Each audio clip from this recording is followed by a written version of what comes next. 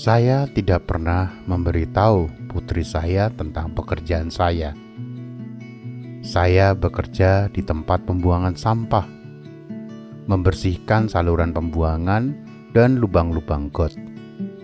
Saya tidak ingin putri saya merasa malu terhadap saya. Setiap kali dia bertanya tentang pekerjaan saya mengatakan kepadanya bahwa saya bekerja di kantor.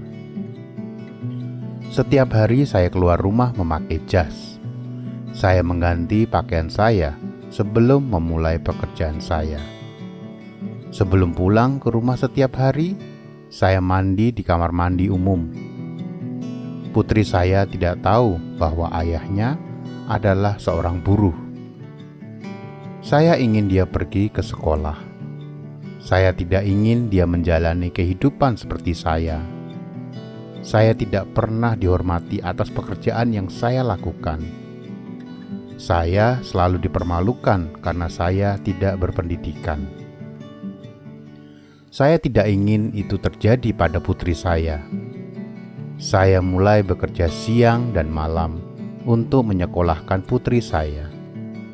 Saya tidak mampu membeli baju baru atau sepatu baru untuk diri saya sendiri.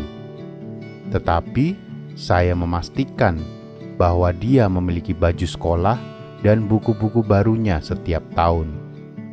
Saya tidak pernah mengunjungi pertemuan-pertemuan guru orang tua. Putri saya selalu menginginkan saya pergi bersamanya. Tapi bagaimana bisa? Saya hanya seorang pembersih. Saya tidak akan rukun dengan orang tua lain. Seiring berjalannya waktu, putri saya tumbuh dewasa. Dia hampir mendaftar di universitas. Satu hari sebelum dia masuk, saya menghitung semua tabungan saya. Saya tidak cukup untuk membayar semua biaya masuknya. Saya tidak punya kerabat untuk meminta pinjaman. Hari itu saya merasa hancur.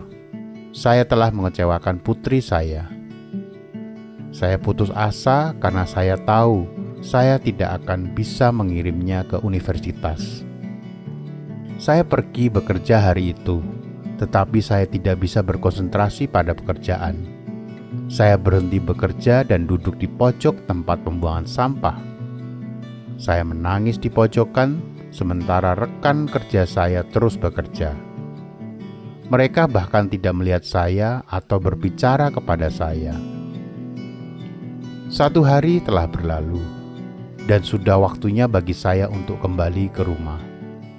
Saya tidak tahu harus berkata apa kepada putri saya setelah kembali ke rumah. Bagaimana saya bisa memberitahu dia bahwa dia tidak akan pergi ke universitas? Sebelum berangkat, semua rekan kerja saya berkumpul di depan saya.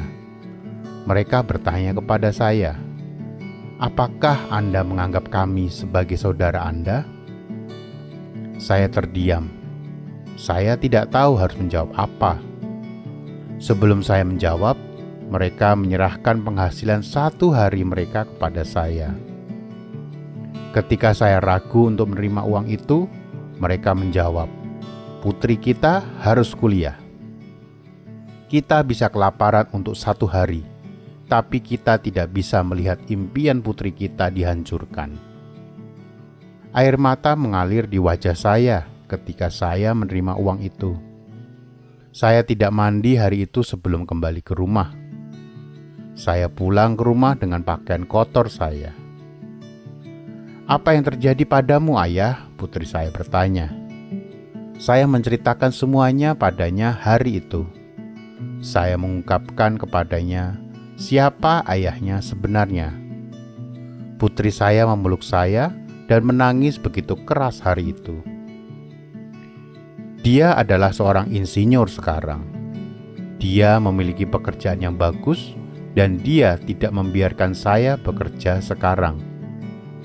Dia tidak pernah menyembunyikan dari siapapun tentang fakta bahwa ayahnya adalah seorang pembersih. Sebaliknya, Dia menceritakan kepada semua orang dengan bangga. Setiap minggu, dia bahkan mengunjungi tempat saya bekerja dan memberi makan mantan rekan kerja saya. Suatu hari, salah satu dari mereka bertanya kepadanya, mengapa dia melakukan itu? Dia menjawab, "Kalian semua kelaparan untukku suatu hari. Aku berdoa kepada Tuhan agar aku bisa memberi kalian makan setiap hari." Saya menyadari satu hal hari itu. Saya tidak pernah miskin karena saya memiliki seorang putri dengan hati yang terbuat dari emas.